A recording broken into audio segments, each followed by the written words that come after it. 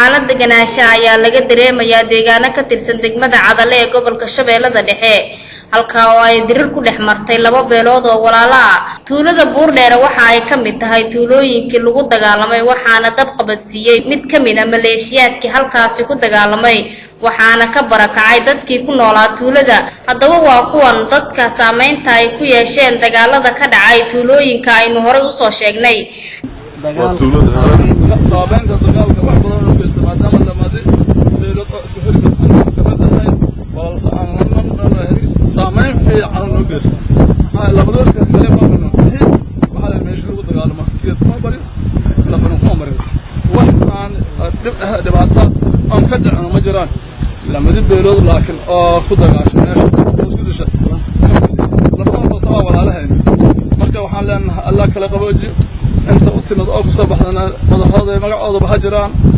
دولة الشباب دولة الصرة حجران حجر ما حجوجان ماشان وحلا إلى جرس وين وعي كمتاي قبلك هير شباب اللي كمتاي دقمة عضلة ليرة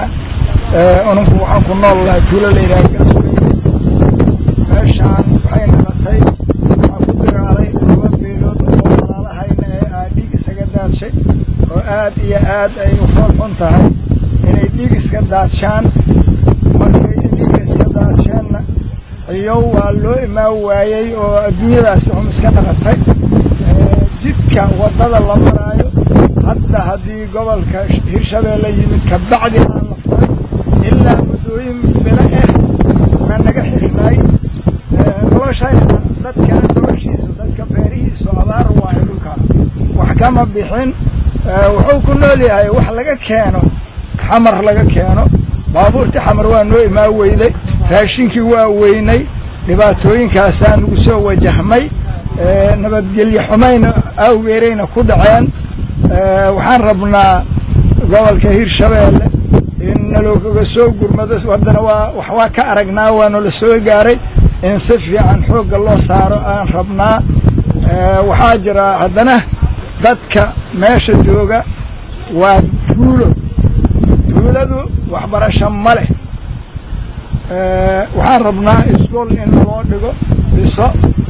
dhanka kale gudoomiye ku-xigeenka maaliyadda gobolka Shabeellada Dhexe Cabdullaahi Shitaawa ayaa isna ka hadlay dagaal beeleedyada ka dhacay deegaanada ka tirsan degmada Cadale ee gobolka Shabeellada Dhexe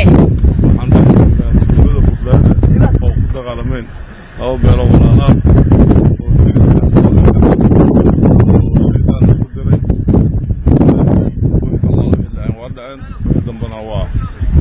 جعلنا هنا الوحدة